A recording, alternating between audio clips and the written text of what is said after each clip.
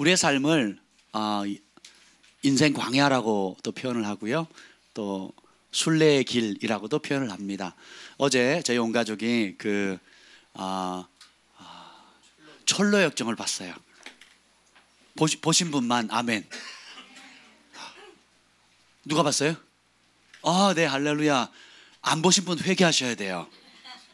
예, 우리가 CGV와 메가박스를 이런 영화를 후원해 주지 않으면 그들이 아침 시간 아니면 어린이 가족 영화인데 아침 11시, 9시 보게 만들었어요.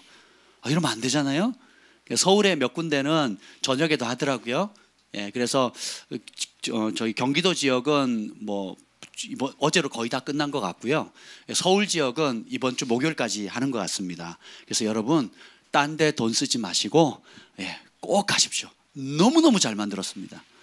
가족들이 보면 너무 좋아요. 우리 소망이 온유 보자마자 막 울잖아요.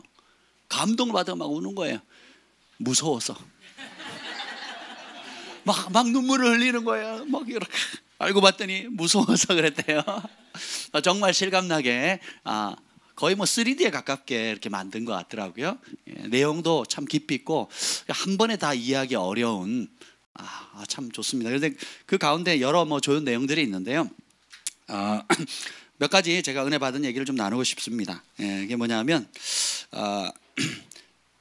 우리 인생의 여정에 이 크리스찬이 주인공이잖아요. 그 아내는 크리스티나 맞나요?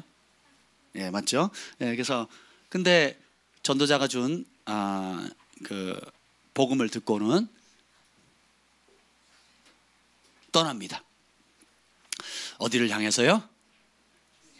빛의 길을. 근데 그 길이 넓어요, 좁아요? 좁은 길입니다. 가는 길이 쉬워요, 어려워요? 어렵습니다. 험난한 길이에요. 그래서 성경을 읽는 순간 전에 느끼지 못하던 뭘 느낍니까? 무거운 인생의 짐을, 그게 뭐예요? 세자로 죄의 짐입니다.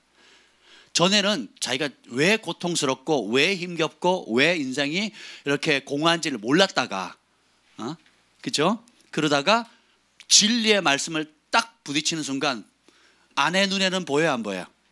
다른 사람 눈에는 보입니까, 안 보입니까? 안 보여요. 근데 자기 눈에는 뭐가 보여요? 스스로 매기에 너무 무거운 죄의 짐이 있다는 걸 발견합니다. 그리고 그 좁은 길을 따라가다가 결국은 어디서 그 죄의 짐이 끊어집니까? 십자가 앞에서 끊어지거든요. 그래서 빛이 보이는 좁은 길을 향해 포기하지 말고 끝까지 가라. 아멘. 다른 길은 없습니다. 지름길도 없습니다. 편안한 길도 없습니다. 그러니까 좁고 협착해서 찾는 이가 적지만 그 끝은 영생이라 그랬거든요. 우리는 다 그 길을 가도록 부름받았어요. 그런데 문제는 뭐예요? 부름받은 사람 많지만, 초청받은 사람 많지만 택함을 입은 자 적다 그랬어요.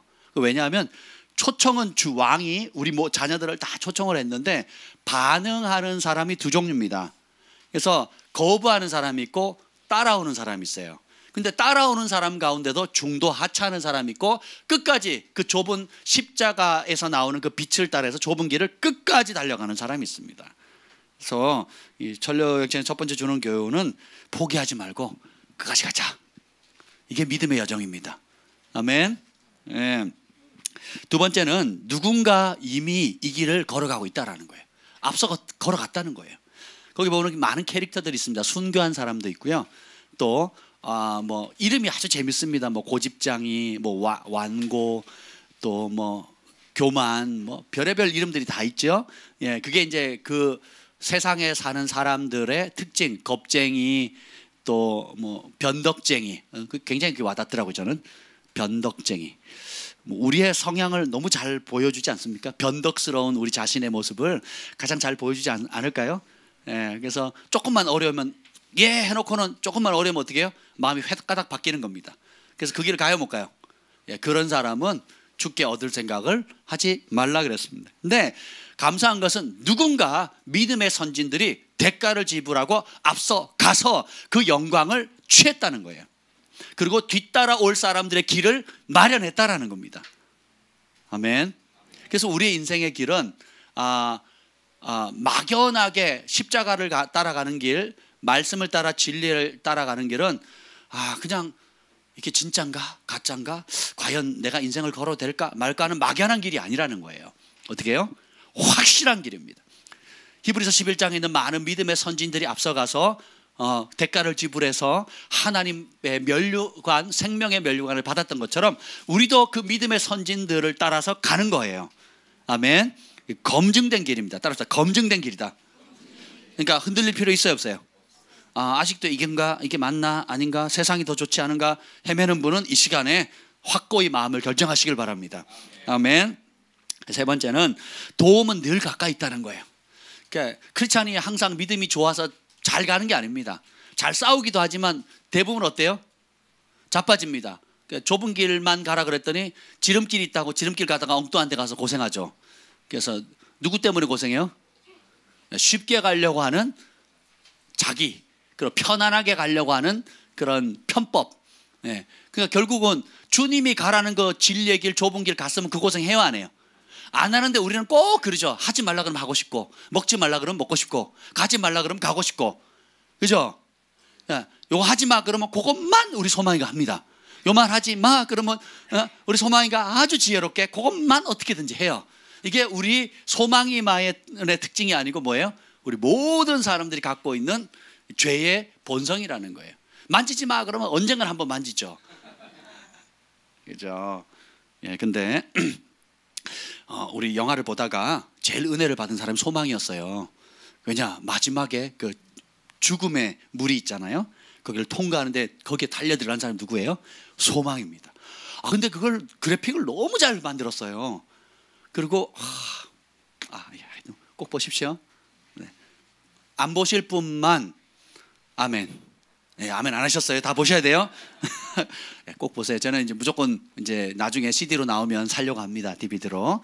참 잘 만들었어요. 지구촌교회 이동원 목사님이 강력히 추천하셨는데, 이 지구촌교회 우리 교회 3대 복음주의 대표분들 한 분이잖아요. 그분의 목회 중심이 철로역정입니다. 전 세계에서 성경다음으로 많이 번역됐고 성경다음으로 많이 출간된 책입니다. 그리고 그 책을 누구도 닫지 못하겠죠. 존 버년이 그 책을 감옥에 갇혀서 12년 동안 감옥에 갇혀가지고 복음을 전한다는 이유로 그 복음을 안 전하겠다 그러면 당장 나올 수 있는데 그걸 거부한 겁니다. 12년간 감옥에 있을 때 영화에서는 뭐 우화다, 뭐 소설이다 이렇게 소개를 합니다. 실제로는 감옥에서 꿈을 꿔요. 내가 말세에 내 신을 남종에게 부어주니 자녀들은, 청년들은, 아비들은 그 감옥에서 꿈을 꿨는데 너무 생생하게 꾸는 겁니다. 그 꿈을 하나님이 주신 계시, 하나님이 주신 예언적 메시지에 우리 인생이 이와 같다라는 것을 보여준 거를, 그래서 실제로 여러분 유튜브에 가면 어느 교회에서 철로역정을 책을 낭독을 해놨어요. 성우가 진짜 잘 해놨습니다. 그래서 권별로 제 1장, 2장, 3장, 4장에서 여러분 유튜브 쳐보세요. 철로역정 치면 나옵니다. 그러면 이게 한 40분 분량 정도 되거든요. 그래서 한 챕터씩 들어보세요. 나는 글이란 게 싫다, 듣고 싶다 그러면 들어보세요. 제가 어제 몇 편을 들었는데 너무너무 좋더라고요. 제가 영화 보러 가기 전에 들었거든요. 밭일 하면서 텃밭에 가면서 처음으로 상추를 땄잖아요. 그래서 지능 묻은 것을 따서 이걸 하나님께 드려야 되는데 교회 가져가긴 그렇고, 그래서 우리를 낳아주고 길러준 우리 어머니 드려야겠다. 그래서 장모님께 먼저 갖다 바쳤습니다. 할렐루야. 효자 맞죠? 되게 좋아하시더라고요. 그래서 갖다 드렸습니다. 그래서 그 밭일을 하면서 들었거든요. 철로역정을 듣는데 너무 좋더라고요. 여러분도 그 영화를 보시고 또 그 책을 여러분 하루에 한 챕터씩 이렇게 들어보세요. 한 40분만 내시면 되거든요. 근데 제가 뭔 얘기하다 여기까지 왔죠? 소망이요. 그 마지막에 그 죽음을 그게 욕망의 죽음이고 자아의 죽음이거든요. 세상에 대한 죽음입니다. 이제 그 죽음을 누구나 직면하는데 그 죽음을 피해서 도망칠 거냐, 아니면 그 자아의 죽음, 욕망의 죽음의 자리에 뛰어들 거냐. 근데 제일 먼저 달려가는 게 누구예요? 소망이에요. 팍 들어갑니다. 그리고 전도자의 말에 용기를 얻고 이 크리스찬도 뛰어 들어가요. 물 속에서 딱 들어가는데 아볼리온, 사탄이 와서 데려가려고 할 때에 어떻게 합니까? 갑자기 그 몸에서 피가 나요. 피가 나오면서 그 영혼이 천국으로 갑니다. 자기 핀 줄 아는데 결국 뭐라 그럽니까? 나중에 왕을 만났을 때 예수님의 보혈이죠. 원작에서는 예수님이 직접 나타나가지고 건져주는데 영화는 감독이 기가 막혀요. 그걸 안 하고 물속에 예수님의 피를 확 뿌리는 거예요. 그러니까 사탄이 그 영혼을 빼앗지 못하는 겁니다. 그래서 우리 영혼이 구원받을 수 있는 유일한 길은 뭐예요? 예수님의 보혈 뿌리라는 겁니다. 우리의 공로 안 되는 겁니다. 우리의 노력 안 되는 겁니다. 근데 실패함에도 불구하고 오늘 내가 시편 65편 3절을 읽었는데요. 죄악이 나를 이겼사오니 우리의 허물을 주께 사하리이다. 죄가 나를 이겨버린 거예요. 그럼 어디 가요? 지옥에 가는 거죠. 근데 내가 회개하니까 주님이 어떻게 해요? 용서하신 겁니다. 우리 인생에 아무리 우리가 의지를 갖고 노력을 해도 한계가 있어요. 그래서 우리는 어떻게 해요? 도움이 필요하고. 그러니까 에테브리 토저가 이런 말을 했습니다. 무력감과 결합된 믿음은 간절한 기도를 낳는다. 무기력한 거 있죠. 무기력한 감정, 내 힘으로 도저히 할 수 없고 어떻게 할 방법이 없고 지혜도 없고 그 어떤 한계에 딱 부딪힐 때 정말 무력해서 더 이상 다 손 놓고 싶다. 더 이상 못 참겠고 더 이상 못 견디겠고 더 이상 못 하겠고 더 이상 뭐 어떻게 할 수 없다. 그걸 방치시키면 우울증으로 팍 그대로 방치시면 자살의 영이 공격을 합니다. 근데 그 이 무기력감이 왔을 때에 믿음을 결부시키잖아요. 예수님의 약속의 말씀을 잡고 믿음을 결부시키면 그게 어떻게 되냐면 간절한 기도를 낳게 만드는 겁니다. 그래서 진짜 하나님 아니면 날 도울 자 없다라고 내 영혼 가장 깊숙한 곳에서 부르짖음이 나와요. 탄식이 나옵니다. 그 기도를 하나님 받으시는 거예요. 그 기도를 들으시는 거예요. 그게 믿음의 기도입니다. 크리스찬이 짐 따라 막 지 머리대로 잔머리 굴려서 하다가 안 되니까 어떻게 돼요? 나중에 자빠져서 늪에 빠져가 꼬록꼬록 할 때 어떻게 해요? 살려달라고 하니까 사람은 못 도와주는데 누가 도웁니까? 우리 곁에서 도우시는 성령님이 도와주시는 거예요. 천사를 보내시는 겁니다. 돕는 사람을 보내서 어떻게 해요? 주님께서 건져내시지요. 그래서 여러분이 무기력함을 느끼거나 겉으로는 웃는데 속으로는 공허해서 미칠 지경이다. 나도 나를 어떻게 하지 못하겠다 하는 무력함을 느낄 때 그때가 무슨 시간이냐 하면 따라합시다. 내 힘 빼는 시간, 내 자아가 죽는 시간, 내 고집이 녹는 시간이다. 아, 이렇게 하면 안 되는구나. 나도 한계가 있구나. 내 방식이 안 되는구나. 내 딴엔 머리를 짜냈는데 내 딴은 이렇게 하면 좋겠다고 생각했는데 내 딴은 이게 옳다고 생각했는데 그게 빨리 무너지는 게 은혜입니다. 그래서 내 힘을 쫙 빼는 거예요. 물에 빠졌을 때 힘 주면 어떻게 됩니까? 죽어요. 힘 빼면 떠요. 제가 예전에 한번 댐 밑에서 홍수 났을 때 투망 들고 가다가 휩쓸려가지고 강물에 휩쓸려가지고 떠내려간 적이 있거든요. 제가 투망을 이게 남의 거 빌린 건데 이거 새 거 한 번도 안 쓴 새 거. 그것도 굉장히 큰 투망입니다. 투망 중에 제일 큰 투망. 이걸 놓지를 못하겠는 거예요. 집에 가면 욕 먹고 이거 갚아줄 걸 생각하니까. 근데 두 번째 뜨는 생각이 투망이 중요해요? 목숨이 중요해요? 목숨이 중요해요. 그래서 어떻게 해요? 투망을 놓았어요. 그리고 급류에 휩쓸렸으니까 빠져나올 수 있어요? 없어요? 그리고 못 빠져나오니까 어떻게 발도 물에 안 닿아요. 물속에. 안 닿으니까 어떻게 합니까? 힘을 빼고 들어 누웠어요. 그리고 힘을 뺐습니다. 그럼 어떻게 돼요? 급류에 떠내려가는 거예요. 쭉 떠내려갑니다. 떠내려가면서 하늘을 보면서 숨을 가다듬고 이제 힘이 회복된다면 어떻게 해요? 물살을 일단은 빠져나와서 다시 거슬려서 나왔습니다. 근데 슬리퍼를 놓고 왔다는 생각 때문에, 왜냐하면 제가 산길을 1시간 반 걸어갔거든요. 산길을, 기차역에서 산길을 1시간 반 걸어갔기 때문에 맨발로 그걸 돌짝비를 걸어서 아차 싶어가지고 다시 들어가잖아요. 그래서 그 떠내려가는 슬리퍼 구한다고 막 미쳤죠. 지금 생각해보면 사단이 날 죽이려고 아주 작정을 했나 봐. 그래서 가가지고 그 슬리퍼 두 짝을 들고 또 와서 이제 헉 하고 보니까 가슴에 피 반점이 나성기더래요. 막 파파파파파 붉게 해가지고. 지금 생각해보면 하나님 그때 나를 살리신 거예요. 근데 힘을 줬더라면 내가 그 투망이 얼마짜리, 몇만 원짜리였는데 그 몇만 원을 내가 아깝다고 쥐었으면 어떻게 했을까요? 죽었겠죠. 근데 하나님 딱 지혜를 주시는 거예요. 그 순간에 놓으라고. 여러분이 이거 안 되면 나는 못 살겠다, 이거 안 되면 나는 내 존재감이 다 무너진다, 꽉 쥐고 있는 거 이거죠. 그거요. 그거 놓는 시간이에요. 예. 그거 잡고 있는 한은 뭐가 느껴지는 거예요? 공허함, 무기력함, 그리고 행복이 없는 거예요. 그러니까 돈에 대한 집착, 자녀에 대한 집착, 내 명예에 대한 집착. 한번 성공해서 나 멸시했던 사람 한번 본때를 보여주리라. 하는 욕망들이 누구에게나 다 있거든요. 돈에 멸시받은 사람, 내가 돈 한번 벌어가 성공해가지고 나 멸시했던 인간들 보란 듯이 내가 좋은 차, 좋은 집, 좋은 옷 한번 보여주리라. 그죠? 못 배운 사람 내가 잘 배워서, 아니면 내 자식이라도 명문 대학 보내가지고 박사학위 받게 해가지고 나 멸시했던 인간들 한번 내가 길을 팍 꺾어주리라. 이게 바로 우리 인간의 욕망이거든요. 또 그 외에도 여러 가지, 외모에 대한 컴플렉스가 있는 사람들, 또 기타 여러 가지. 근데 그런 것들이 무기력함이 결국은 뭐예요? 왜 무기력할까? 왜 행복하지 않을까요? 가짜라는 걸 보여주는 겁니다. 헛되다는 걸 보여주는 거예요. 불에 댔는데 안 뜨겁게 느끼면 그 사람 정상이 아니죠. 똑같습니다. 우리가 잘못된 것을 추구하는데 공허함이 없다, 저 제정신이 아닌 거예요. 그래서 이 무기력한 상황 가운데 약속의 말씀을 믿게 되면 어떻게 돼요? 절박한 간절함이 생기거든요. 여기서 건져낼 자 누구밖에 없다? 상처나지의 주밖에 없습니다. 그래서 주님을 발견하게 됩니다. 그래서 이 무력감이 하나님을 더욱 의지하게 만들기 때문입니다. 그래서 때때로 여러분이 안 된다 절망감을 느끼는 것은 은혜입니다. 아멘. 오늘 시 62편 9절 한번 봅시다. 시 62편 9절 10절 9절 읽어보죠. 9절 시작. 아 슬프도다 사람은 입김이여 인생도 속임수이니 겨울에 달면 그들은 입김보다 가벼우리로다. 여러분 겨울에 입김 부르죠. 호 하면 어떻게, 호 하면 잠깐 보였다 하얗게 보였다 어떻게 돼요? 싹 사라지죠. 이게 사람이래요. 그리고 어떻게 하면 인생도 속임수래요. 저울에 달면 입김보다도 가볍습니다. 여러분 저울 갖다 놓고 입김을 한번 호 불어보세요. 무게가 얼마 나오나? 나와요 안 나와요? 안 나옵니다. 우리 인생은 그렇고 헛되다.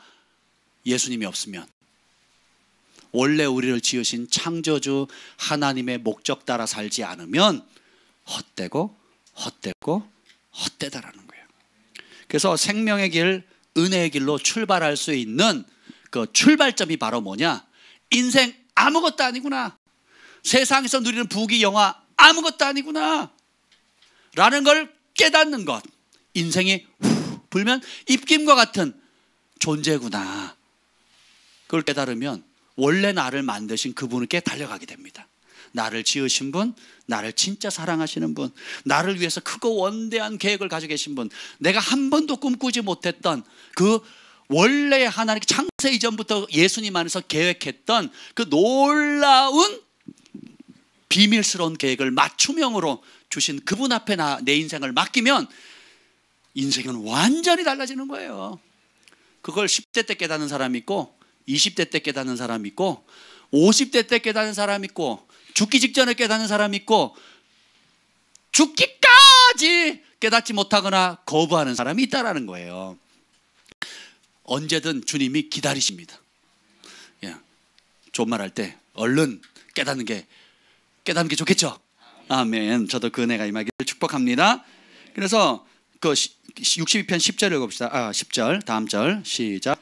포악을 의지하지 말며 탈취한 것으로 허망하여 지지 말며 재물이 늘어도 거기에 마음을 두지 말지어다. 우리가 언제 포악스러웠습니까? 언제 탈취했습니까? 이렇게 얘기할 사람이 있을 거예요. 여러분 속여 취하는 건 다 탈취하는 겁니다. 하나님의 법대로 정직하게 하지 않은 모든 것은 탈취하는 것이고요. 혈기 부리는 거, 그리고 용서하지 않고 사랑의 길을 벗어난 모든 것이 포악이에요. 그러니까 그렇게 해서 취하는 거 허망하다는 거예요. 그리고 뭐예요? 재물이 조금 늘어난 거에 대해서 마음 쓰지 말아요. 우리가 거기에 안정감을 두거든요. 돈 좀 통장에 좀 늘면 행복하잖아요, 그죠? 행복하거든요. 보너스 받으면 행복하죠. 아이들이 또 뭐 알바 해가지고 또 첫 알바 탔다고 또 엄마 아빠 속옷 사다 주고 막 옛날에 그랬잖아요. 우리는 그 내복 사주고 막 그랬거든요. 우리 어릴 때는. 그러면 막 부모님도 행복하고 우리도 나도 머리털 나서 처음으로 내가 수고해가지고 돈 벌어서 행복하거든요. 근데 그거는 궁극적인 행복을 주지 않는다라는 걸 알라는 거예요. 거기에 마음 쓰지 말라는 겁니다. 그럼 뭐냐? 여기 봅시다. 이 마지막에 진짜 제가 조금 이따 다룰 건데요. 오늘 이 주님께서 우리 인생을 이 광야길에서 통과하게 하시는데 거기에 보석 같은 진리를 발견하게 합니다. 예, 조금 이따 좀 다르게 할게요. 철로역정 하다가 여기까지 갔는데 조금 원래 철로역정 조금 마무리할게요. 근데 이 철로역정을 통해서 제가 또 깨달은 것은 뭐냐면 상처를 받아요. 그래서 자기 죄로 혹은 실수로 잘못된 판단으로 혹은 원수의 공격으로 상처를 받습니다. 그러면 이 상처는 실패일 수도 있고 실수일 수도 있는데 따라합시다. 상처는 우리를 겸손하게 만드는 보약이다.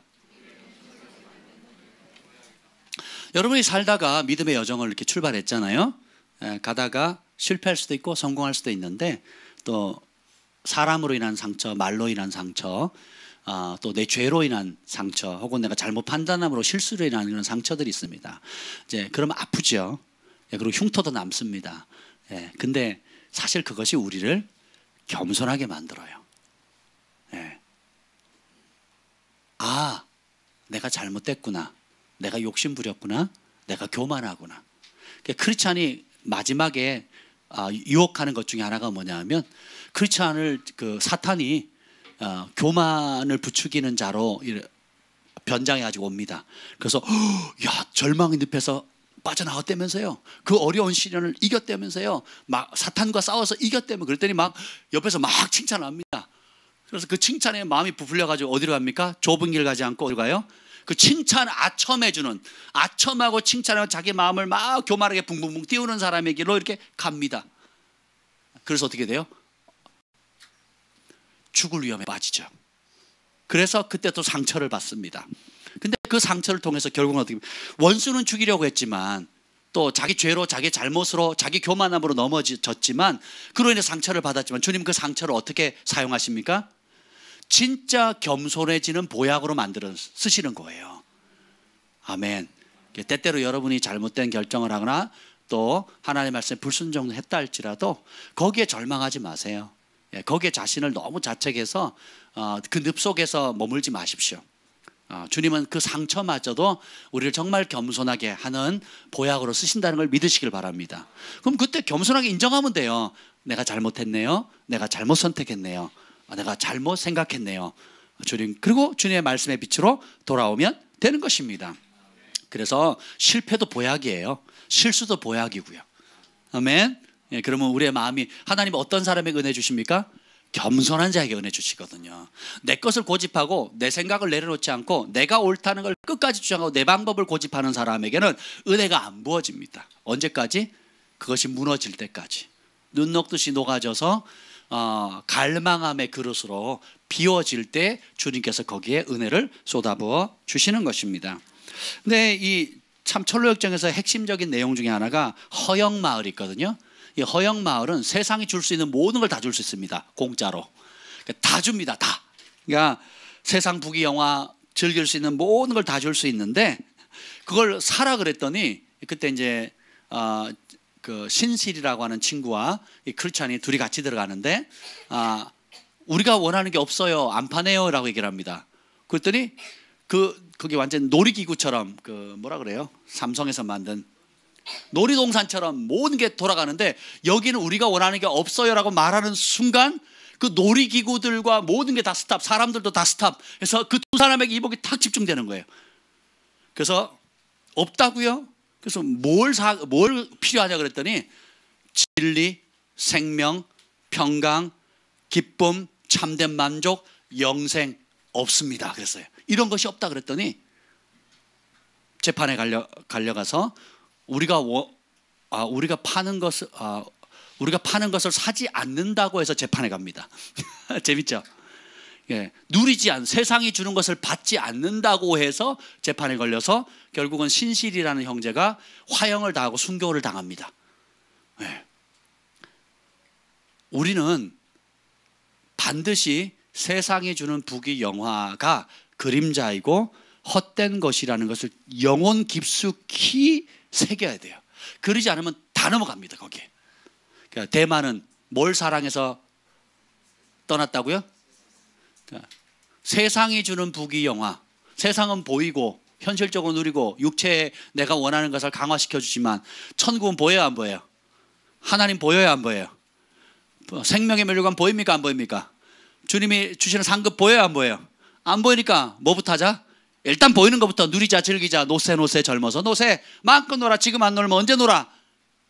뒤집어 놓으면, 근데 우리 그리스도인은 다르게 생각합니다. 지금 가장 젊을 때, 가장 혈기왕성할 때, 가장 건강할 때, 가장 에너지가 넘칠 때 하나님의 먼저 그의 나라와 하나님의 의를 위해 내 삶을 드리리라. 아멘. 제역. 아멘. 아멘. 깜빡했어요 지금.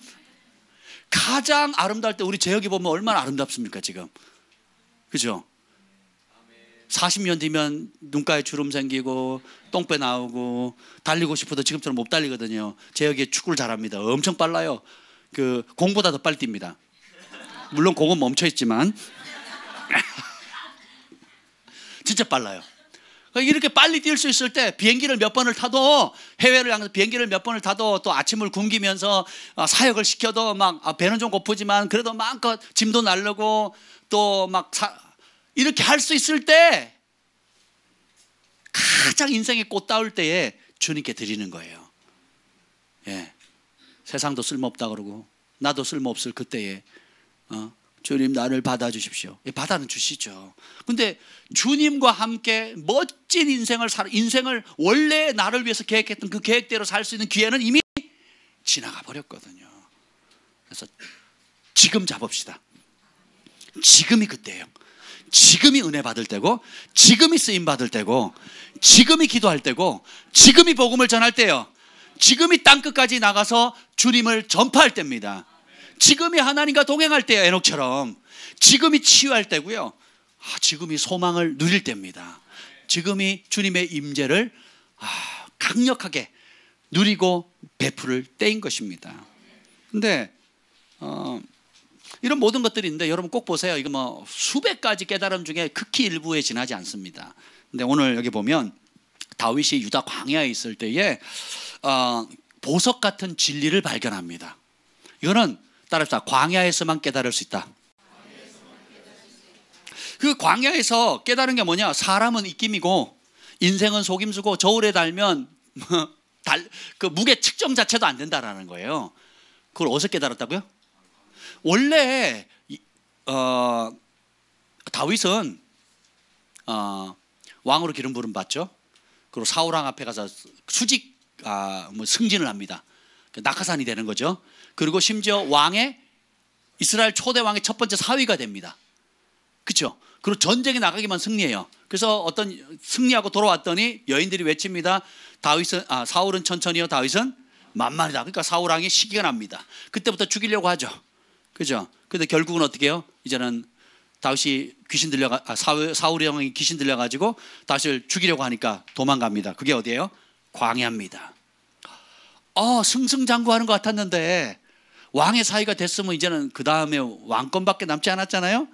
그리고 그 사령관으로서 군대를 이끌고 가는 곳마다 백전백승하고 명예를 얻고 백성들은 칭송하고 인기와 부와 명예를 다 얻었을 순간 하나님 어디로 보내요?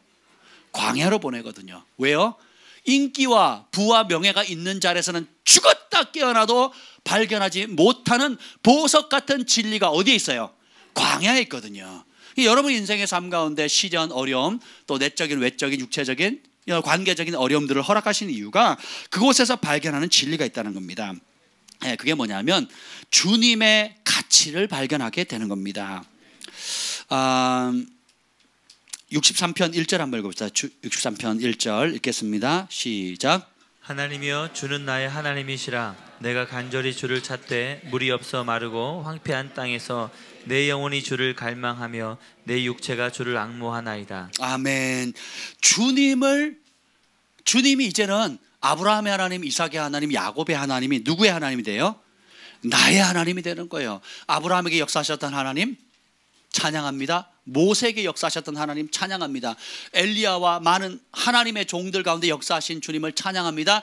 그 하나님이 바로 나의 하나님입니다. 그 하나님이 바로 경진의 하나님입니다. 소희의 하나님입니다. 아멘. 진환이 진규의 하나님인 거예요. 나의 하나님을 만나는 곳이 어디예요? 광야라는 겁니다. 왜? 도울 자 있어요, 없어요? 예, 물이 있어요, 없어요? 구하기도 어렵습니다. 그러니까 내 부모가 도와줄 수 있습니까, 없습니까? 없어요. 그리고 그 지역만 벗어나려고 하면 누가 죽이려고 합니까? 사울왕이 죽이려고 해요. 그것도 모자라 가지고 어디 있다는 소문만 나면 군대를 보내서 잡아 죽이려고 하는 겁니다. 제가 예루살렘 방문했을 때 그 시온 성전에서 남쪽으로 조금 내려가면 유다 광야가 있습니다. 광야에 갔는데 너무 추워요. 그리고 생명체라고는 하나도 없어 보입니다. 그 베두인족들이 거기에 양떼를 몰고 이렇게 다니거든요. 참, 그곳에서 예수님이 40일 금식하셨고 뭐 이런 걸 생각하니까 막 너무너무 막 실감 나는 거예요. 근데 그 광야에서 물이 없어 마르고 황폐한 땅에서 내 영혼이 주를 갈망하면 내 육체가 주를 갈망합니다. 야, 한번 생각해 보세요. 제가 군대 100km 할 때 100km 3번 했거든요. 여러분 100km 몇 번 하셨습니까? 한 번도 안 하셨죠? 한번 해보세요. 좋아요. 완전 군장 하셔가지고 야전삽 잔뜩 집어넣고 한번 해보세요. 어떤가? 제일 큰 고통이 갈증입니다. 행군할 때 제일 큰 고통이 갈증이에요. 그래서 어떻게 하느냐, 원래 무슨 약을 줍니다. 소독제 같은 약을 줘요. 그래서 물통을 계속 물을 넣을 수 있는데 그 물도 무겁잖아요. 손가락 하나도 무거워요. 건빵을 주는데요, 그 건빵 맛있잖아요. 건빵을 박스대기를 주는데 아무도 안 가져갑니다. 왜? 무거우니까. 근데 물도 무겁거든요. 그럼 물은 안 마실 수가 없고. 그러니까 어떻게 하냐면 산길 가거나 개울길 가거나 논길 가잖아요. 논길 가면 원래 물이 없으면은 그 수통에다 물을 받아가지고 소독제를 넣으면 그 안에 있는 균들이 다 죽이고 그 물을 마시겠도록 전시용으로 줍니다. 그거 안 써요. 그거 따가지고 넣을 시간도 힘든 거예요. 그것도 힘든 거예요. 그러니까 어떻게 합니까? 가다가 갈증이 나면 모자를 벗어요. 모자를 벗어가지고 논물 한번 쓱 받습니다. 그래서 적십니다. 처음에는. 그래도 갈증이 해결 안 되면 어떻게 합니까? 받아가지고 입으로 들어갑니다. 개울을 보면, 개울물은 그나마 괜찮아요. 산골짜기 물은 아주 1급수죠. 좋은데 뭐 우리가 항상 그런 건 아니잖아요. 그러니까 너무 목마르면 일주일 내내 걷거든요. 일주일. 월요일부터 토요일까지 걷습니다. 월요일부터 토요일까지 50분 걷고 10분 쉬거든요. 50분 걷고 10분 쉬고 산길을. 그러니까 목이 얼마나 갈증이 나겠습니까? 그러니까 제가 콜라를 그 당시에 한 잔도 안 마셨습니다. 콜라를. 제가 콜라를 싫어합니다. 이 더부룩함 때문에. 그리고 행군을 마치고 왔는데 군인 가족들 막 와가지고 완주했다고 막 군악대에서 와가지고 막 나팔 불고 음악 부르고 막 챙챙챙 하는데 막 쩔뚝쩔뚝대다 갑자기 어깨 피고 막 걷기 시작합니다. 근데 거기에 막 음료수 페트병을 갖다 놨는데 콜라 사이다 페트병을 갖다 놓은 거예요. 근데 제가 얼마나 목이 말랐는지 콜라를 페트병으로 3병 4병을 마셨는데도요 갈증이 안 지는 거예요. 그냥 페트병으로 마셨다니까요. 콜라를 1.5리터 한번 먹어볼래? 이 갈증. 근데 광야면 어떻겠습니까? 저야 뭐 일주일 고생한 건데 그래서 수년간 쫓기거든요. 이곳저곳을. 그 갈증에, 그런 갈증에 물을 찾는 것처럼 주님을 찾으니까 그 하나님이 아브라함, 이삭, 야곱의 하나님, 누구의 하나님 돼요? 나의 하나님 되는 거예요. 기도 좀 하다 힘드네, 자야지, 내일 하지 뭐. 꼭 이렇게 해야 돼. 꼭 소리를 질러야 돼. 꼭 산에 가서 해야 돼. 꼭 금식해야 돼. 참 적절히 하지 뭐. 주님 기 먹었나? 묵상으로 조용히 기도하면 되지. 네. 묵상 기도는 여러분 큰 소리 못 칠 때 묵상 기도하면 돼요. 이해가 되시죠? 예. 묵상 기도는 여러분이 크게 소리 못 지를 상황에서 하시면 돼요. 그럼 소리 질러 기도할 수 있는 상황은 무조건 부르짖으세요. 선지자들도 부르짖었거든요. 하나님이 예레미야에게 나타나서 뭐라 그러니까 너는 내게 묵상으로 기도해라 이렇게 얘기 안 해요. 부르짖으라 그랬거든요. 왜? 우리의 영혼에 가장 깊은 갈망함이 끌어올리면 그게 그때 진짜 믿음이 나요. 그래서 절박함이 분산된 우리의 갈망과 소원을 다 없애버립니다. 가지치기를 다 해요. 그래서 진짜 주님만을 원하게 만들어요. 다른 길이 없구나. 그래서 응답이 되면 이건 진짜 예수님이 하셨구나. 진짜 하나님이 하셨구나. 내가 뭘 좀 노력해서 내가 좀 성실해서 내가 좀 착하니까 내가 뭘 좀 했으니까 아니 내가 좀 기도 경건의 능력이 좀 영역이 있으니까 뭘 주님 들으셨다라는 모든 영광을 빼앗아갈 수 있는 거리를 싸그리 없애버리는 거예요. 그게 광야입니다.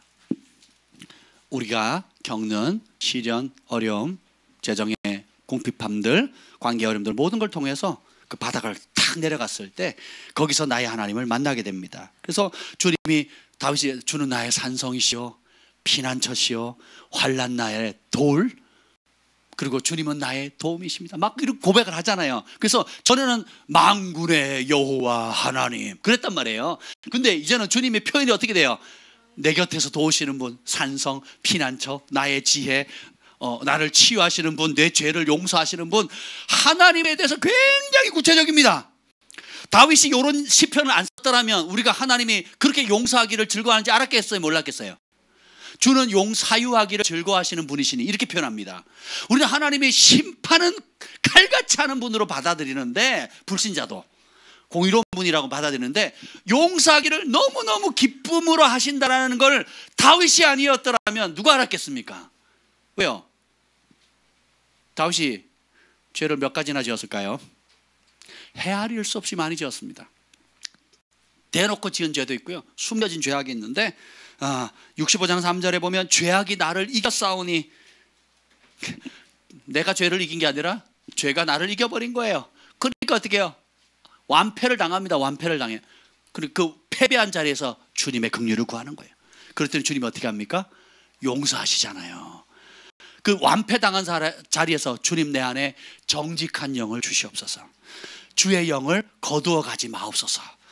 죄악에 지니까 하나님의 영이 떠나거든요. 하나님의 영이 소멸되거든요. 그러니까 이전에 있던 지혜, 평강, 기쁨이 사그라들거든요.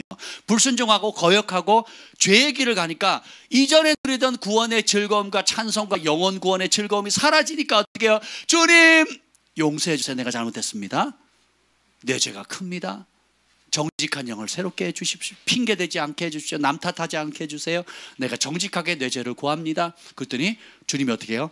다시 회복시키잖아요. 그리고 회복되고 보니까 주님은 억지로 혹은 마지못해 쭈뼛쭈뼛 내 죄를 용서하시는 분이 아니라 용서해 주기를 즐거워하신다는 거예요.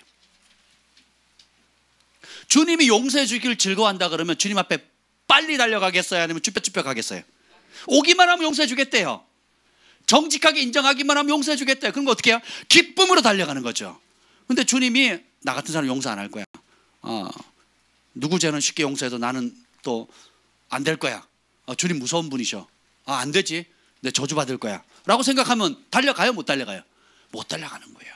근데 우리에게 더 기쁜 소식은 주님께서 십자가에 달리심으로 이제 은혜의 보좌 앞에 우리가 담대히 나아갈 수 있는 길을 열어놓으셨어요. 그래서 담대히 나아가면 되는 겁니다. 그래서 주님의 사랑의 가치를 발견하게 되는 겁니다. 3절 읽어봅시다. 3절 63장 3절입니다. 63장 3절 시작. 주의 인자심이 생명보다 나음으로 내 입술이 주를 찬양할 것이라. 아멘. 자, 다윗이 찬양을 하는데 뭘 찬양합니까? 뭐가 생명보다 낫대요? 자, 영어로 loving kindness예요. 인애와 자비인데 표현이 안 돼서, 그러니까 사랑이란 단어를 표현할 수가 없는 거예요. 그래서 한문으로는 인애와 자비, 그래서 인자 이렇게 표현하잖아요. 영어로는 loving kindness예요. 사랑인데 어떤 사랑이냐면 친절하고 따뜻한 사랑이에요. 그게 뭐보다 낫다고요? 내 목숨보다 귀하다는 걸 어디서 배워요? 광야에서 배우는 거예요. 친구도 떠나네, 가족도 나를 돕지 못하네, 누구도 난 도울 자가 없네. 근데 그 자리에서 주님을 부르짖었더니 어떻게 돼요?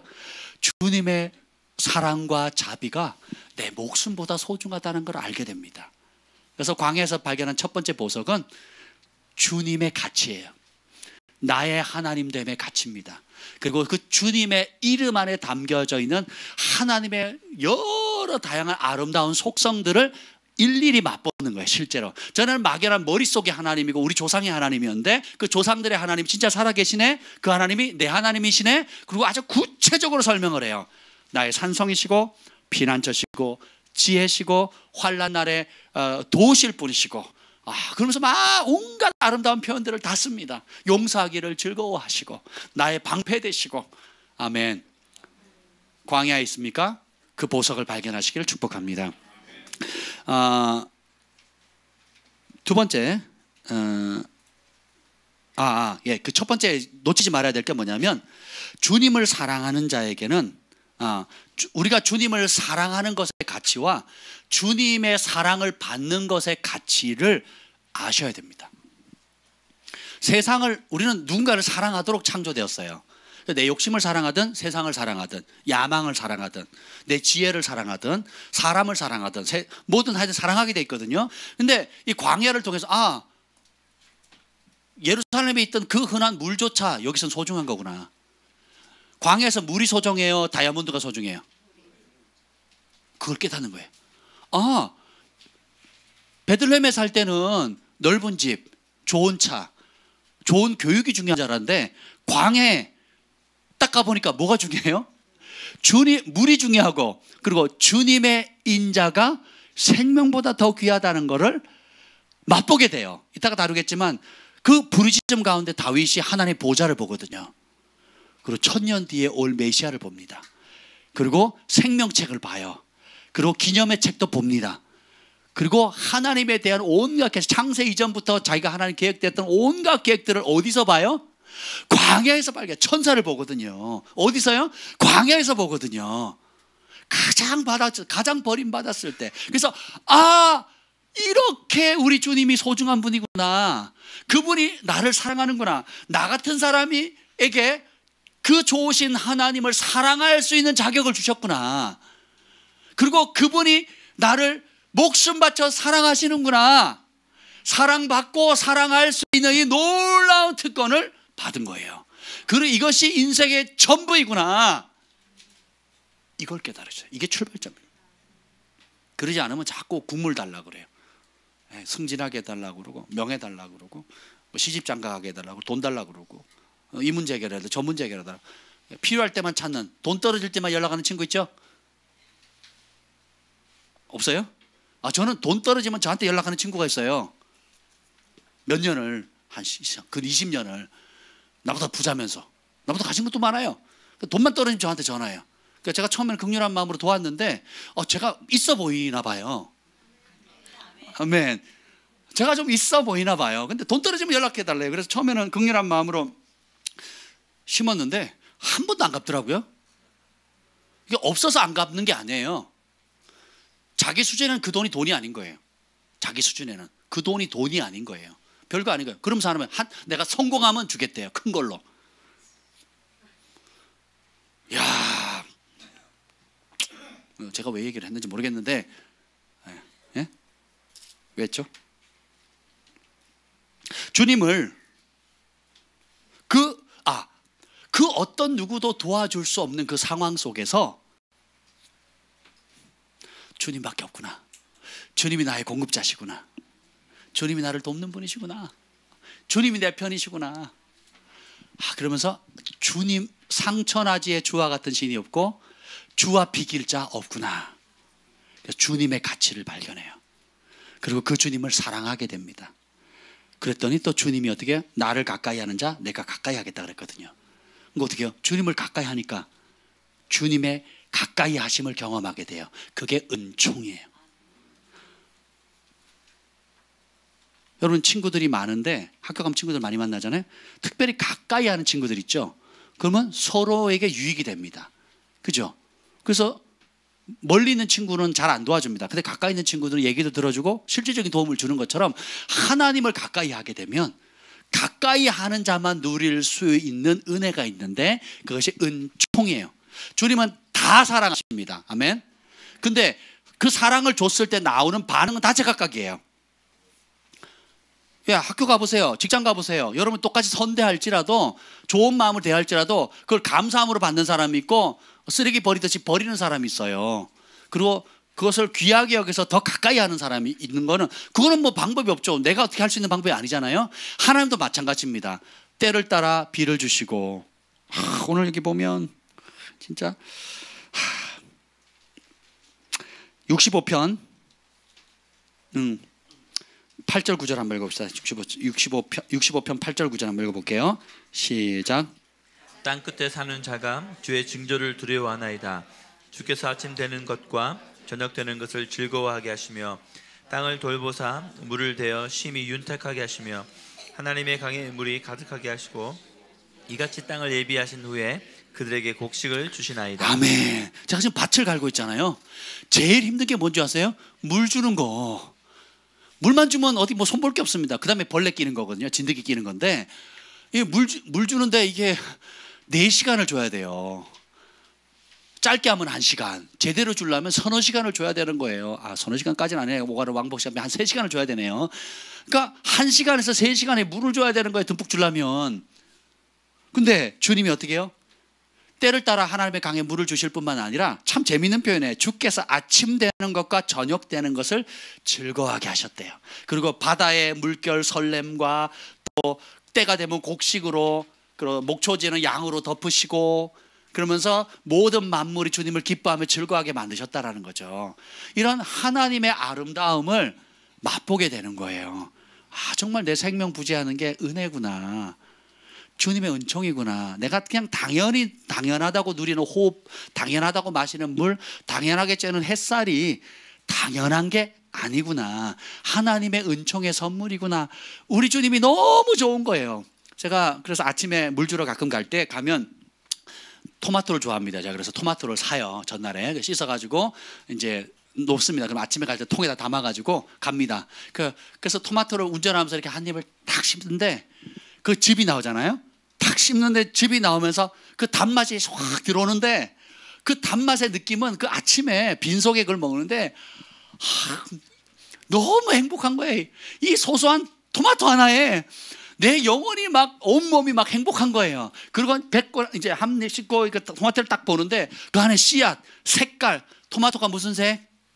안 먹어봐서 그래요. 안 먹어. 토마토는 빨간색이 아니에요. 토마토를 탁 씹으면 그 안에 색깔이 여러 색깔들이 있습니다. 어째 이런 것까지 신경을 쓰셨을까?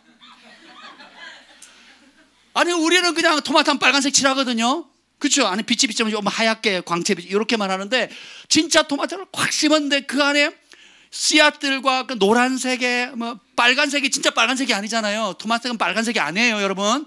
속고서 안 신 거예요. 토마토는 빨간색이 아닙니다. 그러니까 파란, 녹색과 하여튼 희한한. 근데 이 맛, 눈도 즐겁죠. 그래서 아침에 눈 뜨는 게 즐겁고, 저녁에 하루 일과를 마치고 단잠을 잘 때 이것도 감사하잖아요. 그러니까 이것이 어떻게 우연히 만들어져요, 우연히. 토마토 하나, 이 과일이 토마토밖에 없어요? 수만 가지 나무, 새들을 보십시오.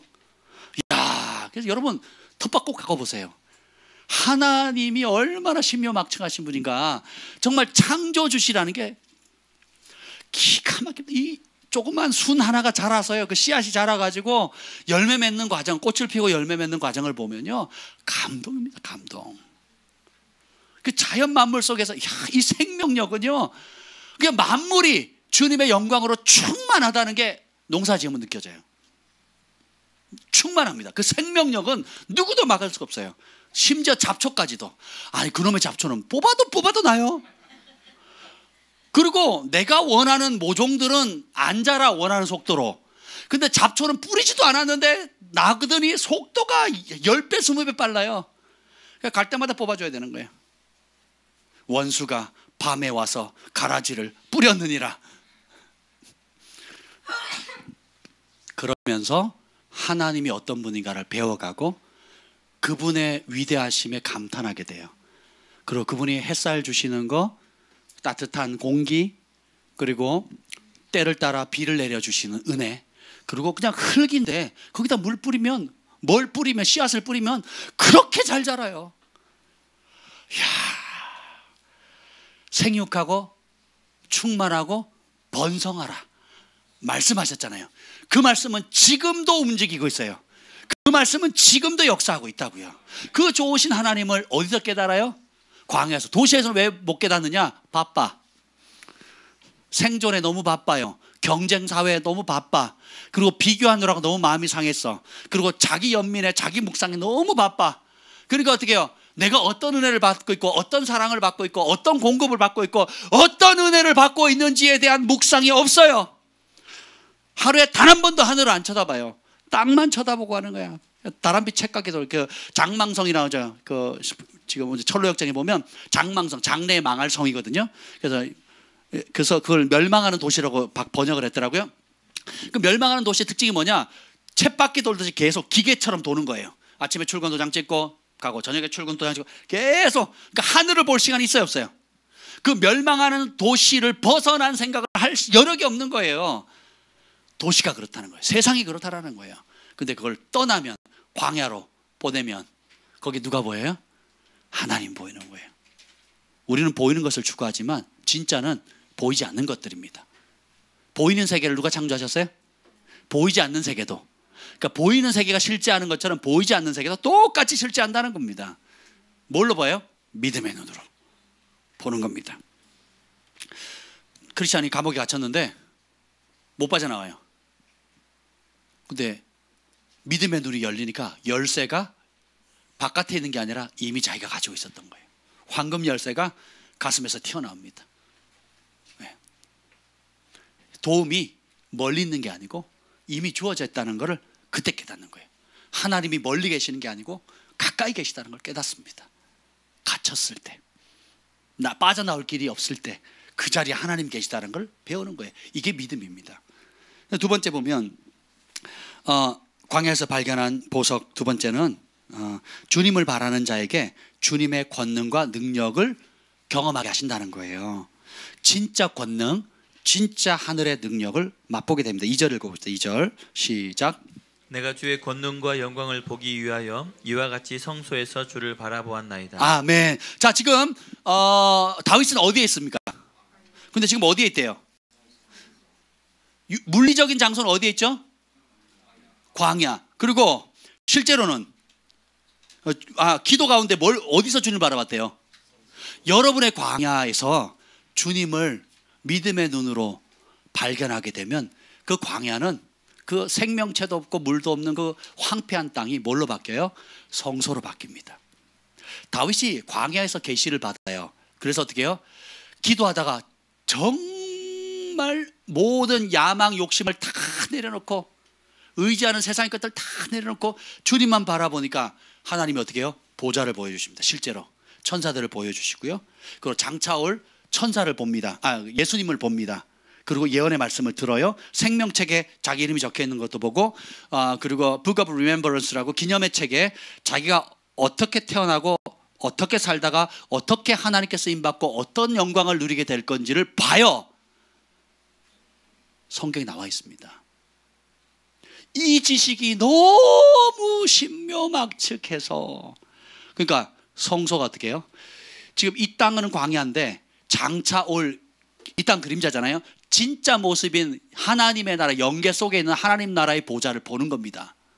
그래서 어떻게 해요? 이 광야에서가 아니라 성소에서 주님을 바라보니까 뭘 바라요? 주의 권능과 영광을 보는 거예요. 이것이 너무너무 좋으니까 어떻게 해요? 왕이 되었을 때 뭘 지으려고 합니까? 다윗의 장막을 짓고 하나님의 성전을 짓는 것을 사모한 거예요. 왜? 세상의 영화를 10년 100년 누리는 것보다 그것은 그림자고 입김 같고 아무것도 아닌데 하나님과 교제하고 하나님의 임재가 있고 하나님의 영광이 있는 그곳에 맛을 딱 보니까 이것만한 게 없다는 거예요. 나는 백향목 궁전에 살지만 우리 하나님이 저는 천막 속에 있다는 거죠. 참, 그래서 어떻게 정성전을 짓기로 하나님의 임재 속에 24시간 성소와 지성소 휘장이 없는 곳에서 24시간 예배 드리기를 원했던 거죠. 아멘. 그래서 여러분이 주님을 만나는 장소가 어디예요? 광야입니다. 여러분의 광야예요. 예, 거기서 만나야 왕궁에서 통치할 수 있습니다. 교만으로 무너지지 않고 물질에 무너지지 않고 세상 쾌락에 무너지지 않고 광야에서 주님을 경외하는 법을 모르면 성공했을 때 여러분들은 그 성공의 무게를 감당할 수가 없습니다. 왜냐? 광야에서 내 능력이 아니라는 걸 배우거든요. 주님의 능력이구나, 주님의 권능이구나, 주님의 능력이구나 라는 것을 깨닫게 돼요. 그래서 2절 다시 한번 읽어봅시다. 2절 시작. 내가 주의 권능과 영광을 보기 위하여 이와 같이 성소에서 주를 바라보았나이다. 아멘. 주님의 권능과 영광을 보기 위해서. 전에는 어떻게 해요? 왕이 되려고 였어요. 전에는 성공하려고, 전에는 인생에 내 이름 한번 내려보려고, 한번 멋진 모습 한번 보려고 했는데 이제는 나의 하나님을 만나니까 어떻게 해요? 나의 하나님의 권능과 영광을 보기를 원하는 거예요. 그분의 뜻을 알기를 원하고 그분의 계획을 받들어 드리기를 원하는 거예요. 아, 그분이 보내셨구나. 그분이 나를 목적을 두셨구나. 그 목적을 발견하기를 사모하는 겁니다. 그래서 깨닫는 게 주님의 인자, 주의 인자하심이 생명보다 나음으로 내 입술이 주를 찬양, 뭐 이렇게 좀 이상 하도 안 불러가지고, 주의 인자하심이 내 목숨보다, 내 인생보다, 내 삶보다 너무너무 중요하구나라는 걸, 가치를 발견하게 되는 겁니다. 그래서 광야에서 하나님과의 러브스토리를 만드는 거예요. 우리 정기호 목사님이 가끔 그 얘기 하시잖아요. 하나님과의 러브스토리를 이 땅 사는 동안 만들지 못한 사람은 천국 들어갈 확률이 없다고. 왜요? 천국은 사랑하는 자가 가는 나라거든요. 천국은 진짜 왕이신 예수님을 신부로, 정절을 지킨 한 남편인 신부로 사랑하는 자만 들어갈 수 있도록 마련된 나라입니다. 네. 세상을 사랑하거나 여러 격가지들, 메두사의 머리처럼 여러 격가지들을 사랑하는 사람은 만왕의 왕이신 예수, 신랑 되신 예수님을 맞이할 수가 없습니다. 이 광야에서 진짜 나를 사랑해 주시는 분이 누군가? 정말 나를 사랑하는 분. 내가 가난할 때도 주님을 사랑하고 내가 부유할 때도 주님을 사랑하는 거예요. 그래서 결혼의 비유를 들잖아요. 우리가 혼인서약 할 때 부할 때나 가난할 때나 건강할 때나 병들었을 때나, 그죠? 검은 머리가 팥불이 될 때까지 그 한 사람만을 서로 사랑하러 결정하는 거잖아요. 이게 하나님께서 우리에게 요구하시는 겁니다. 그럴 때만 행복하다는 거예요. 주님 한 분만을 사랑할 때만 행복하다는 거예요. 그렇게 지으셨어요. 마음이, 갈망이 분산되고 소원이 분산되고 비전이 분산돼 버리면 그게 디비전이잖아요. 디비전이 분열이라는 뜻이거든요. 비전이 분산된 거예요. 그럼 갈림이 생기는 거예요. 그런 사람은 죽었다 깨어나도 행복하지 않습니다. 돈이 행복을 줄 것 같은 부자들은 다 행복해야 되게요. 지식이 행복을 줬다면 하버드대생이나 서울대생들은 다 행복해야죠. 근데 가장 자살률이 높아요. 선진국일수록 자살률이 높은 거 아세요, 여러분? 밴쿠버요, 제가 사는 그 동네 아파트요, 매년 자살합니다. 아파트 뛰어내려요. 경찰들이 다 합니다. 그 공원도 있고 너무 좋은 교회 옆이었거든요, 교회 옆에. 근데 매년 자살하는 겁니다. 그 우울의 영. 비도 부슬부슬 오거든요. 겨울 내내 부슬부슬 비가 옵니다, 석 달을. 그러니까 우울하잖아요. 살 소망이 없는 거예요. 다 누려봤거든요. 밴쿠버에 살 정도면 부자인 겁니다. 그러니까 천당 바로 밑이잖아요. 999당이라 그러잖아요. 그러니까 환경적으로는 다 좋은데 죽음의 땅에, 영적으로 말하면 죽음의 땅인 거예요. 예수님이 없으면 죽음의 땅인 겁니다. 그러니까 마약에, 동성애에, 막 쾌락의 끝이 동성애거든요. 쾌락의 끝이 동성애. 해도 만족 있어요, 없어요? 그러니까 빨리 좀 깨달으라고요. 그러니까 우리는 거기까지 갈 필요도 없지만 우리가 이 땅에 사는 동안에 이 광야를 허락하신 이유는 그 광야에서 진짜 우리를 사랑하시는 분이 누구밖에 없다? 예수님밖에 없다는 거예요. 그분과의 러브스토리를 만드는 거예요. 그래서 내 인생 내 것이 아니고 주님의 것이다. 그래서 보이는 것이 진짜가 아니고 보이지 않는 것이 진짜구나. 세 번째 광야에서 발견하는 것은 하나님이 내 인생의 최고의 도움이시구나라는 겁니다. 7절 읽어봅시다. 7절 시작. 주는 나의 도움이 되셨음이라. 내가 주의 날개 그늘에서 즐겁게 부르니이다. 철로역정에 이제 처음에 절망의 늪에 빠졌을 때, 늪속에 빠져들어갈 때 누군가 확 건져줍니다. 그게 누구냐면 도움이거든요. 도움. 우리 인생의 최고의 도움, 진실한 도움은 하나님밖에 없다는 겁니다. 여러분 각자가 삶에 있어서 이래도 안 되고 저래도 안 되는 어떤 절망의 늪 같은 상황들이 있지요.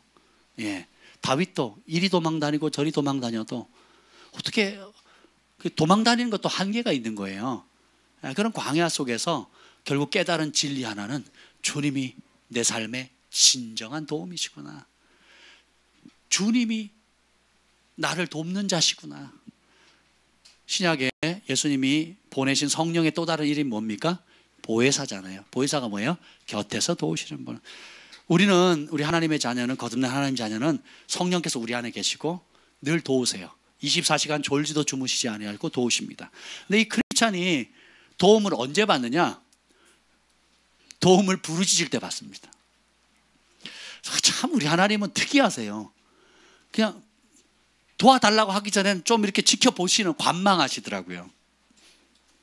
왜냐? 하나님은 안 계신 곳이 없죠. 상천하제 충만하시거든요. 누가 인식을 안 해요? 누가 그걸 까먹어요? 누가 그분의 존재를 무시합니까? 그러니까 어떻게 해요? 그분을 부르짖을까지 기다리는 거예요. 의지할 때까지 기다리는 겁니다. 이것을 가리켜서 믿음이라 그러는 거예요. 그게 왜 중요하냐? 부르짖지 않았는데 계속 도와주면 내가 잘나서 그런 줄 알아요. 내 노력으로 그렇게 한 줄 알아요. 내가 똑똑해서, 내가 새벽부터 밤까지 열심히 해서 그런 줄 압니다. 내가 남들보다 열심히 공부해서, 내가 남들보다 발에 땀나도록 열심히 뛰었으니까 된 줄로 착각하는 거예요. 근데 하나님은 교제하기를 즐거워하시거든요. 구체적으로 기도하고 구체적으로 묻고 구체적으로 요구를 하면 구체적인 응답이 오죠. 그럼 그 구체적인 응답의 영광을 누가 받으세요? 하나님이 받으시는 거예요. 아멘. 제가 얼마 전에 차 코팅하는 얘기 했잖아요. 차를 코팅해야 되겠다 생각하는 순간에, 하나님 차를 코팅해야 되나? 이게 얼마나 전에 비싸게 줬는데 이거 어떻게 해야 되나 하는 순간에 문자가 띠리리고 왔어요. 코팅을 10만 원에 해주겠다고. 할렐루야. 그것도 주차장에서 직접 찾아와가지고 해주겠대요. 이야, 어떻게 알았을까? 그래서 코팅을 했습니다. 여러분, 별거 아닌데 뭐 큰 일에만 응답하시는 하나님이 진짜고 작은 일에는 응답하시는 분은 하나님 아닌가요? 하나님이 큰 일에만 개입하셔야 돼요? 하나님은 24시간 큰 일, 작은 일, 중간 일, 모든 일에 우리와 함께 하기를 즐거워하십니다. 우리 아버지시잖아요. 그럼 그것을 인정해 드리는 것, 그것을 높여 드리는 것, 그리고 마땅히 주님이 받아야 할 영광을 주님께 올려 드리는 것, 굉장히 중요합니다. 에스겔서 36장 37절에 보면 나주 하나님 여호와가 말하노라, 그래도 이스라엘 족속이 이와 같이 자기들에게 이루어 주기를 내게 구하여야 할 것이라. 하나님의 뜻이 정해져 있어요. 이스라엘이 회복될 것이고 나라가 세워질 것이고 부유하게 될 것이고 축복받는 나라가 될 것이다 작정하셨고 약속하셨습니다. 근데 이스라엘 백성이 그래도 나에게 구해야 할지니라. 하나님이 여러분의 최고의 도움을 믿으십니까? 그래도 구해야 됩니다. 약속을 받으셨습니까? 그래도 구하셔야 돼요. 예언을 말씀을 받았습니까? 그래도 이루어지기를 구해야 돼요. 언제까지? 이루어질 때까지 구하는 거예요. 그게 믿음이고 그 믿음이 하나님을 기쁘시게 한대요. 될 대로 되라는 식으로 되면 조막고 안 되면 어쩔 수 없지, 이게 믿음이 아니라는 겁니다. 그래서 모든 소소한 일에 주님이 함께 하기를 원하세요. 그래서 밤에 편안하게 주무시는 사람과 청계산 꼭대기에서 밤을 새며 기도하는 사람 가운데 누가 더 많이 응답을 받겠습니까? 아멘. 예. 왜 우리가 주님을 갈망하지 않는다 그랬죠? 주님의 가치를 모르니까.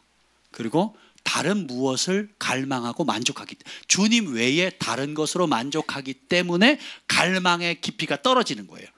그러니까 주밖에 다른 길이 없다. 광야에서 다른 의지할 게 있어요, 없어요? 그러니까 주님만을 의지하는 겁니다. 예, 그런 광야 여러분의 삶이 있죠? 예, 그거를 원망하거나 불평하지 마세요. 남 탓하지 마. 신랑 탓, 무슨 탓, 교회 탓, 뭔 탓하지 마시고 그걸 어떻게 해요? 주는 나의 하나님이십니다. 주님이 나의 최고의 도움이십니다. 바로 이 자리에 주님의 권능과 영광이 필요합니다. 그래서 주님 영광을 받으십시오 라고 하는 거예요. 이게 보석입니다. 보석. 진짜 주님이 나의 하나님이 되는 거예요. 그리고 은총을 입는 겁니다. 그래서 주님의 은총을 입는 것, 주님의 선하심과 인자하심을 맛보는 게 내 목숨보다, 내 인생보다, 내 부귀영화보다 너무너무 중요하다는 걸 아는 거죠. 이 땅은 그림자고 본향에 돌아갈 거니까. 그래서 그러므로 우리는 어떻게 해야 됩니까? 광야에서 주님을 찬양해야 합니다. 3절 읽어봅시다. 3절. 잠깐만요. 4절이네. 4절 시작. 이러므로 나의 평생에 주를 송축하며 주의 이름으로 말미암아 나의 손을 들리이다. 아멘. 나의 평생에 주님을 찬양한다는 거예요. 이러므로. 왜? 주님의 광야에서 부르셨더니 주님 응답하시고 영광을 보여주셨잖아요. 아멘. 사울 왕은 광야를 거치지 않았습니다. 그냥 왕이 됐어요. 다윗은 광야에서 자신의 내면의 실상을 보고 또 주변 환경을 보고 하나님이 어떤 분인지를 봅니다.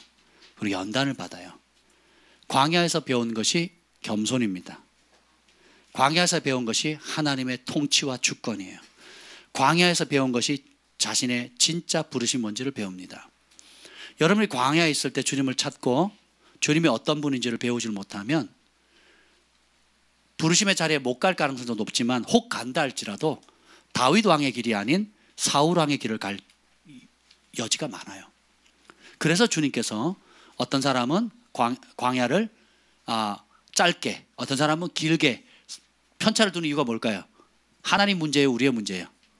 그래서 순종이 제사보다 나은 겁니다. 순종해서 빨리 통과하면 빨리 그 자리 가는 거고, 불순종하고 고집이 세면 어떻게 돼요? 더디게 가는 겁니다. A.W. 토저가 이런 말을 했어요. 모든 갈망은 하나님의 시험을 통과해야 합니다. 모든 갈망이 하나님의 시험을 통과해야 된다. 이 말은 뭐냐면, 제가 이렇게 해석했어요. 하나님의 시험이 뭐냐면, 나의 갈망이 하나님의 뜻에 벗어나는지 뜻 가운데 있는지를 알려줘요. 뭐가요? 하나님의 시험이. 여러분이 시험거리가 땅 터졌을 때 내가 진짜 뭘 의지하는지가 드러납니다. 내가 진짜 무엇을 찾는지가 드러나요. 성공했을 때 내가 뭘 자랑하는지, 실패했을 때 내가 뭘 불평하는지 딱 드러나거든요. 그러니까 지금이 여러분이 준비할 때입니다. 하나님께서 저희 교회 가운데 지금 이 자리에 참여한 분 가운데도 존귀하게 쓰실 분들이 있어요. 하나님의 사업가로, 그리고 정치 영역에, 경제 영역에 존귀하게 쓰실 분이 있거든요. 근데 이분들에게 요구하는 것, 우리 모두에게 요구하는 게 뭐예요? 다윗의 마음이에요. 처참한 자리에, 광야 건건한 땅, 생명이 없는 그 땅 속에 전적으로 주님을 의지하는 겁니다. 요셉이 감옥에서 뭐 했겠습니까? 감옥에서 뭐 했겠어요? 한번 생각해 보세요. 다윗이 광야에 쫓기면서 맨날 한 게 뭡니까? 기도죠. 그걸 지은 게 뭐예요? 지은 것만 해도 수천 변의 시가 된 거예요. 그 중에 몇 가지 모아놓은 게 시편이 된 겁니다. 여러분의 러브스토리를 만드는 거예요. 언제요? 광야에서. 광야에 있을 때 러브스토리를 만드는 거예요. 가슴을 애리는 것들 있죠. 여러분 가슴을 진짜 아프게 하는 거죠. 그것을 가지고 하나님께 가져가야 돼요. 다윗처럼 상한 마음을 가지고 나옵니다. 그럼 주님이 은혜를 주시는 거예요. 근데 그 주님을 만나면 우리가 찬양을 해야 되고, 잠잠히 나의 영혼아 잠잠히 하나님만 바라며, 그 주님을 바라는 거예요. 그리고 62편 8절, 우리 금요일날 읽었죠? 62편 8절 한번 읽어봅시다. 7절 8절 읽겠습니다. 7절 8절 시작. 나의 구원과 영광이 하나님께 있으며 내 힘의 반석과 피난처도 하나님께 있도다. 백성들아 시시로 그를 의지하고 그의 앞에 마음을 토하라. 하나님은 우리의 피난처시로다. 아멘. 나의 구원, 나의 영광이 하나님께 있으며 내 힘의 반석과 피난처도 하나님께 있도다. 백성들아 시시로 그를 의지하고 그의 앞에 마음을 쏟아내야 돼요. 지금이 그때입니다. 쏟아내지 않는다는 것은 뭐예요? 신뢰하지 않는다는 거예요. 쏟아내지 않는다는 것, 하나님 앞에 마음을 쏟아내지 않는다는 것은 내 지혜를 더 믿는다는 거예요. 내가 안일하다는 겁니다. 내 능력을 더 의지한다는 거예요. 하나님 도움 없어도 나 하겠다는 거예요. 하나님 의지하지 않아도 이대로 가면 갈 수 있다라는 거예요. 그게 교만입니다. 진짜 겸손한 사람은 시시때때로 하나님 앞에 마음을 토하는 거예요. 왜? 주님이 나의 구원이고 나의 반석이시고 나를 존귀케 하시고 환난 날에 피난처이시기 때문에. 다른 길이 있다 없다? 그걸 믿으니까. 정말 믿으세요? 믿음은 토하는 거예요. 믿음은 마음을 물 쏟아내듯이 쏟아내는 겁니다. 그래서 교회는 만민이 기도하는 집이에요. 하나님 앞에 마음을 쏟아내는 곳입니다. 마음을 토로하는 곳이에요. 그리고 정말 주님을 바라는 자는 6절 읽고 마치겠습니다. 6절 읽읍시다. 시작. 내가 나의 침상에서 주를 기억하며 새벽에 주의 말씀을 작은 소리로 읊조릴 때에 하오리니. 밤을 하나님께 드립니다. 아무도 방해받지 않는 그 자리, 나의 침상에서, 잠자리에서 주님을 기억하며. 잠자리에서 대부분 걱정하며 잠들거든요. 스트레스 받거나 혹은 쓴물 내면서 잠드는 사람이 많습니다. 잠이 안 오니까 엉뚱한 짓 하다가 시간 보내고 눈 충혈되고, 그렇게 하는 사람이 많거든요. 근데 침상에서 뭐예요? 자기 전에 뭐 해야 돼요? 누구를 기억합니까? 주님을 기억해야 돼요. 근데 우리는 염려거리 걱정하거든요. 내일 일 걱정하거든요. 오늘 상처 준 사람 말 기억하거든요. 그게 아니에요. 침상에서 뭘 기억해야 돼요? 주님을 기억하는 거예요. 그래서 밤에 자기 전에 말씀 틀어놓으라고 하는 이유가 뭐냐면 그 말씀을 묵상하라는 겁니다. 한 구절이라도 묵상, 그 말씀의 깊이를, 그 말씀이 내 것이 되도록 묵상하라는 거예요. 그리고 뭡니까? 새벽에 주의 말씀을 작은 소리. 그러니까 밤에 잘 때도, 그리고 새벽에 깰 때도, 혹은 밤을 지새면서. 그래서 이런 말이 있어요. 부흥은 자정 후에 탄생한다. 유명한 말입니다. 부흥은 자정 이후에 탄생한다. 그 말은 뭐냐? 내 육신이 피곤하고 남들은 다 자고 세상은 다 잠잠했을 때 내 영을 깨워서 내 육신을 쳐서 주님 앞에 나아가는 거예요. 그분의 약속의 말씀을 묵상하고 그 말씀을 붙잡고 주님께 구하는 거예요. 왜 그러냐? 마음의 상태가 부흥의 시간을 결정하기 때문입니다.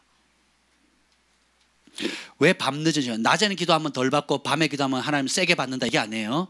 왜 그러냐? 밤 늦은 시간에 기도하려면 첫째, 진지한 마음이 있어야 돼요. 이 시간은 구별된 시간이다. 자식을 위한 시간도 아니고 남편이나 아내를 위한 시간도 아니고 내 사업을 기획하는 시간도 아니고 주님과 1대1로 독대하는 시간이다.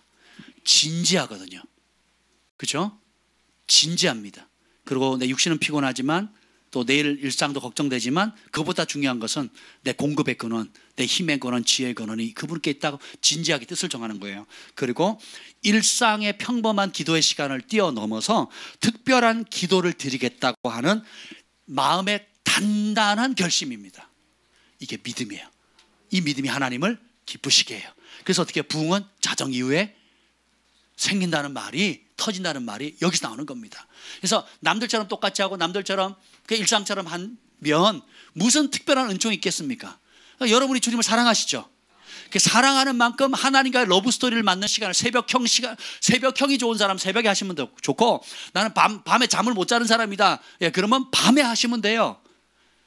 저희가 이제 계속 철야하시는 분들이, 밤새 기도하는 분들이 늘어나고 있어요.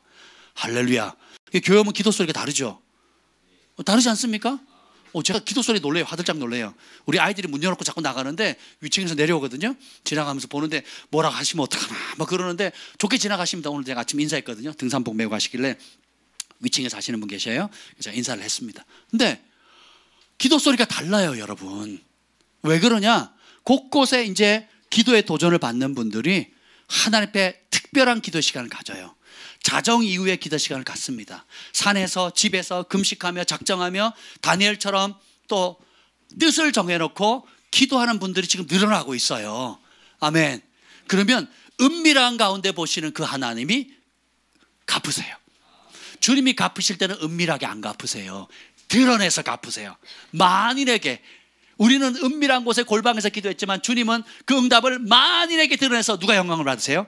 하나님이 영광을 받으세요. 그리고 내 새끼다, 내 자녀다라고 당당히 자랑하시는 겁니다. 우리가 시간 함께 우리 찬양팀 좀 찬양 좀 부탁드릴게요. 우리가 기도할 때에 오늘 이 말씀을 좀 붙들고 기도합시다. 주는 나의 도움이 되셨습니다. 내가 주의 날개 그늘 아래 즐거이 부르리다. 나의 영혼이 주를 가까이 따르리니 주의 오른손이 나를 붙드시리이다. 하나님을 백성들아 시시로 그 마음을 주님 앞에 도와라. 왜요? 주님이 여러분의 마음을 쏟아내는 걸 받으시기로 작정했기 때문입니다. 광야에 있으십니까? 힘겨우십니까? 한계에 부딪혔습니까? 하나님의 마음을 토로하세요. 주님이 받고 응답하시기로 뜻을 정하셨습니다. 그 믿음을 기뻐하세요. 우리 두 손을 높이 들고 주의 이름을 부르짖고 기도합니다.